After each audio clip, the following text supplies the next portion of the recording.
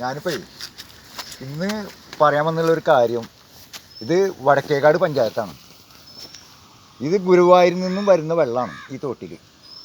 അനവധി ആൾക്കാർ ഇതിൻ്റെ പരിസരത്തൊക്കെ താമസിക്കുന്നുണ്ട്. ഈ കാണുന്ന കണ്ടില്ലേ, വർഷങ്ങളായിട്ട് നിൽക്കണ ഒരു മുളങ്കൂടാണ്. ഇതേമാതിരി ഈ തോട്ടിൽ നിന്ന് ഗുരുവായൂർ വരെ വെട്ടാനായിട്ട് കിടക്കുകയാണ്. വെള്ളം പോകാൻ യാതൊരു മാർഗമല്ല. ഈ പഞ്ചായത്ത് ഭരണസമിതികളൊക്കെ എന്തിനു വേണ്ടിയിട്ടാണ് നിൽക്കുന്നത്?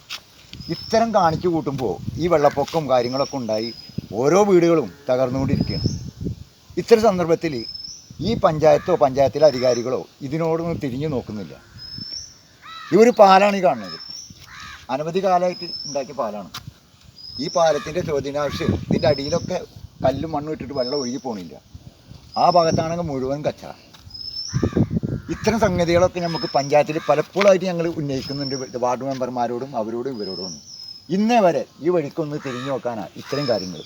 പഞ്ചായത്തിൻ്റെ ഓരോ സാധനങ്ങൾ വെച്ചിട്ട് കെട്ടിണ്ടാക്കിയാണ് ഈ കാണുന്നതൊക്കെ. സ്വന്തമായിട്ട് ഇതിനോടൊരു അഭിപ്രായം പറഞ്ഞാൽ അവരാരും ഇതിനോട് സ്വീകാര്യമല്ല.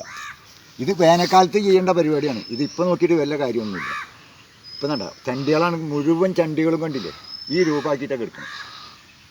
ഒരു പഞ്ചായത്തിൻ്റെ മുന്നിൽ നിന്ന് പഞ്ചായത്ത് അധികാരികൾ ഇതിനോട് മുന്നിട്ട് ഇറങ്ങി ഇക്കൊല്ലല്ലെങ്കിലും അടുത്ത കൊല്ലെങ്കിലും ഇതൊന്ന് ക്ലിയറാക്കി തരാൻ അവർ ശ്രമിക്കണം.